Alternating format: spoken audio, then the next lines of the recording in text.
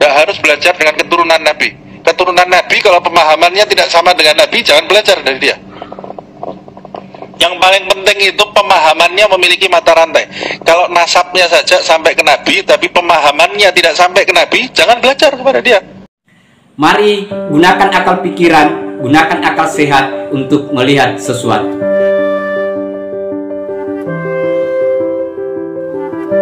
Assalamualaikum warahmatullahi wabarakatuh. Salam sejahtera untuk kita semua. Salam demokrasi dan salam pluralisme. Oke, jumpa lagi sahabat di Rahmat Channel. Nah, untuk kali ini sahabat-sahabat sangat menarik karena ini para habaib di Indonesia itu turun gunung semua sahabat-sahabat, memberikan komentar ataupun klarifikasi sekaitan dengan keberadaan habaib di Nusantara dan memberikan pandangan yang sewajarnya, yang seperti apa seharusnya perilaku habaib yang ada di Indonesia. Nah, ini muncul sahabat-sahabat itu karena si Bahar bin Smith membuat komentar yang ngawur, yang bertentangan dengan sesungguhnya apa itu habaib, seperti apa perilaku habaib. Inilah jawaban-jawaban yang menohok yang seharusnya mereka pahami kelompok-kelompok si Bahar Smith ini. Untuk lebih lengkapnya sahabat-sahabat, terlebih dahulu mari kita lihat videonya. Tidak harus belajar dengan keturunan Nabi. Keturunan Nabi kalau pemahamannya tidak sama dengan Nabi, jangan belajar dari dia. Yang paling penting itu pemahamannya memiliki mata rantai. Kalau nasabnya saja sampai ke Nabi, tapi pemahamannya tidak sampai ke Nabi, jangan belajar kepada dia. Tapi kalau ada keturunan Nabi, nasabnya sampai, pemahamannya juga sampai ke Nabi Muhammad SAW, utamakan dia. Keturunan Nabi, nasabnya sampai ke Nabi, tapi gaya hidupnya beda dengan gaya hidupnya Nabi, jangan didekati. Dia kan manusia biasa juga, bisa berbuat salah, jangan kemudian didewakan keturunan Nabi ini, keturunan Nabi. Keturunan Nabi bukan Nabi. Keturunan Nabi Muhammad bukan Nabi Muhammad SAW.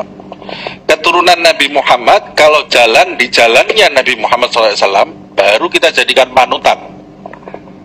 Baru kita jadikan panutan. Kalau keturunannya Nabi Muhammad SAW tidak jalan di jalannya Nabi Muhammad SAW, ya tidak ada bedanya. Keturunan anaknya Nabi Nuh tidak sejalan dengan Nabi Nuh, kita ikuti dia, tenggelam kita. Naik gunung bareng dia, tenggelam kita bersama orang-orang yang tenggelam. Itu anaknya Nabi, bukan keturunannya lagi ya. Anaknya Nabi. Istrinya Nabi Nuh, istrinya Nabi Lut, kena azab dia. Pamannya Nabi Muhammad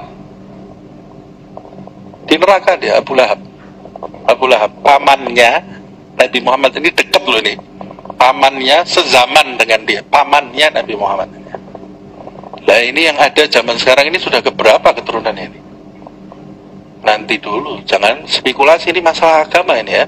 Loh, harus menghormati, wajib menghormati, wajib dihormati. Tapi kalau diikuti seakan-akan dia ini seperti Nabi, tidak ada salahnya, nanti dulu. Kalau salah ya harus salah, kalau benar harus benar. Nabi Muhammad sendiri, Sayyidah Fatimah anaknya sendiri, kalau Fatimah mencuri, aku akan hukum, aku akan potong tangannya, kata Rasulullah.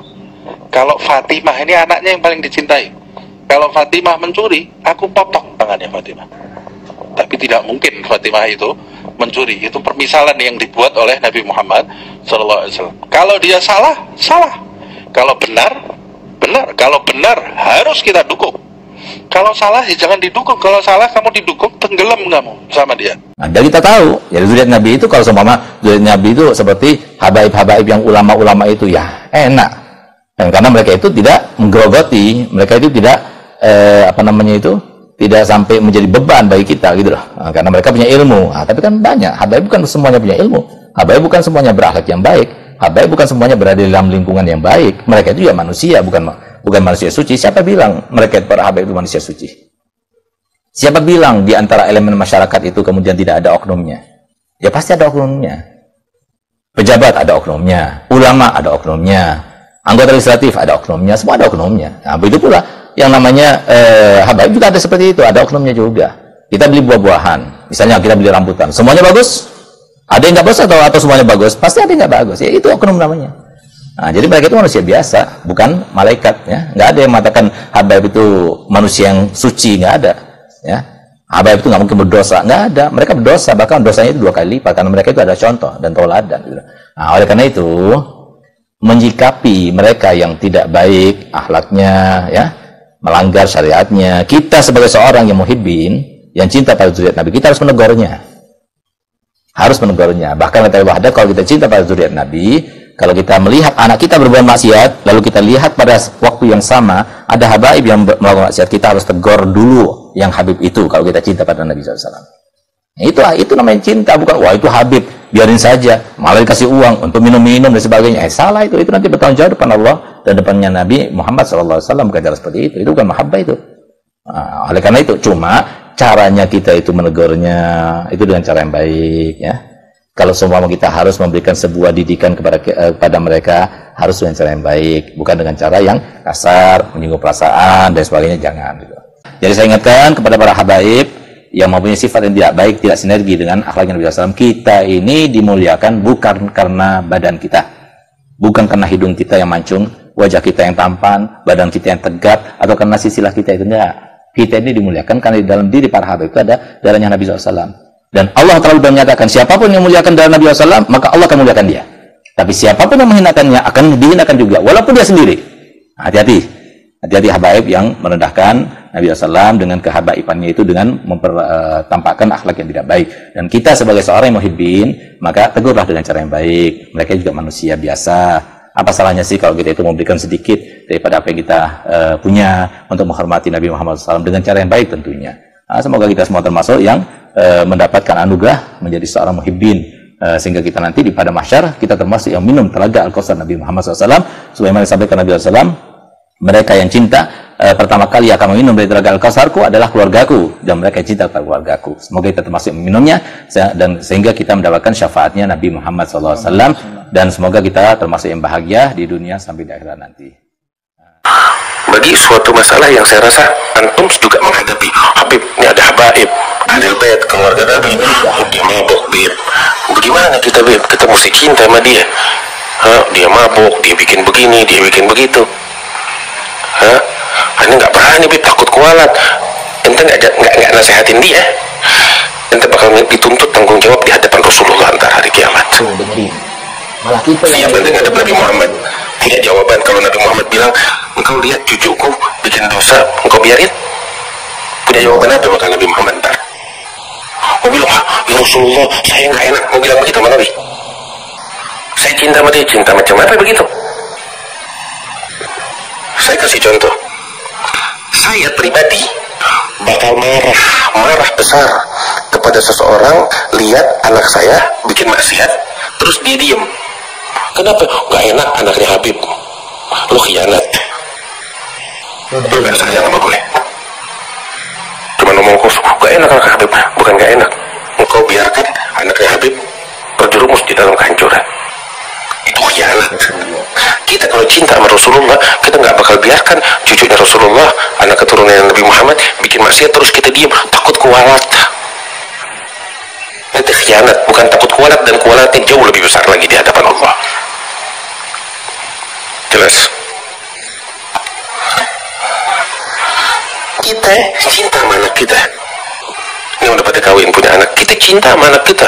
Apa dia mau kita turutin. Tapi kalau anak kita bikin salah, ada kita diam. Anak kita mau minum, mau mabuk-mabukan, naudzubillah, kita diem. Kalau sayang kita mau dibiarin, kesian biar dia mabuk begitu. Kagak. Karena kita sayang sama dia, kita pukul dia. Kita nggak rela dia jadi pemabuk. Kenapa? Karena kita sayang. Kita nggak rela dia main perempuan.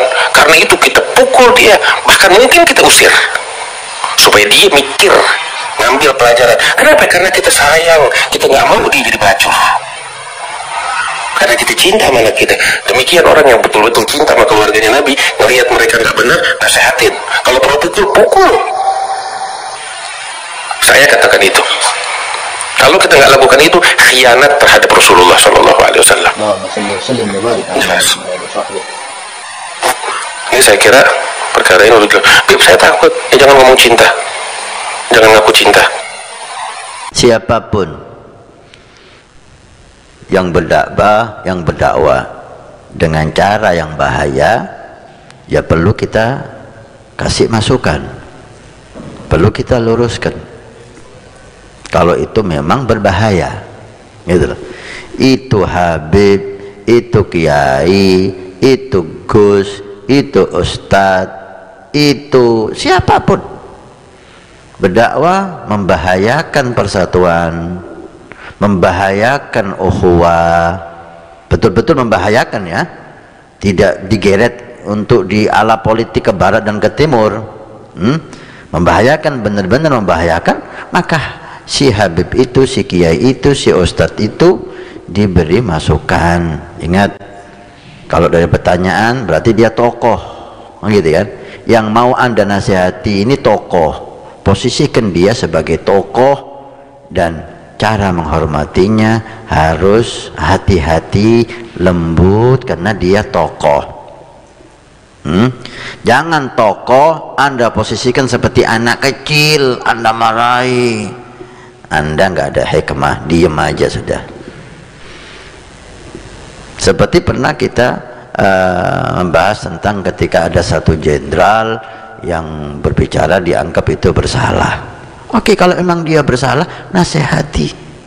Dia jenderal, dia presiden, dia menteri, tokoh politik, dia salah, nasihati. Tapi posisikan dia sebagai tokoh. Inzilin nas manazilahum, kata Nabi. Posisikan orang itu di posisi masing-masing. Jangan nasihat kepada tokoh seperti nasihat kepada anak kita. Ini enggak hikmah ini. Qulil haq walau kana murra, man ra'a minkum munkaran falyughayyir bi yadihi. Anda tidur aja deh. Anda nggak bisa dakwah. Yang Anda hasilkan madarat yang ada. Yang Anda hasilkan pecah belah yang ada. Ini yang kita sayangkan, gitu loh. Bil hikmah. Nggak didengar, udah cukup, selesai. Kenapa memang harus nasihat Anda didengar? Kan enggak. Nabi aja nggak harus didengar. Innama anta mudzakir, lasta alaihim bimusaitir, wa ma anta alaihim biwakil, wa ma anta alaihim bihafid. Nabi Rasulullah Muhammad sallallahu alaihi wasallam ditegur oleh Allah, kamu hanya mengingatkan, kamu tidak bisa maksa, kamu tidak bisa menjaga siapapun, kamu bukan ditugaskan untuk memperhatikan siapapun. Sampaikan yang hak dengan cara yang lembut, dengan cara yang benar. Diterima ahlan, nggak diterima ahlan. Bukan dicaci di media, dicaci di podium. Anda tidak bisa dakwah, Anda malah merusak. Seperti ini. Apa maksudnya? Apa habaib satu warna ini aja? Habib yang lembut banyak, Habib yang sejuk banyak. Ketika ada satu Habib yang dianggap salah, dia anggap salah, belum tentu dia salah, tapi nasihati, bukan dicaci di podium. Nanti ada Habib yang nggak terima marah, akan timbul apa?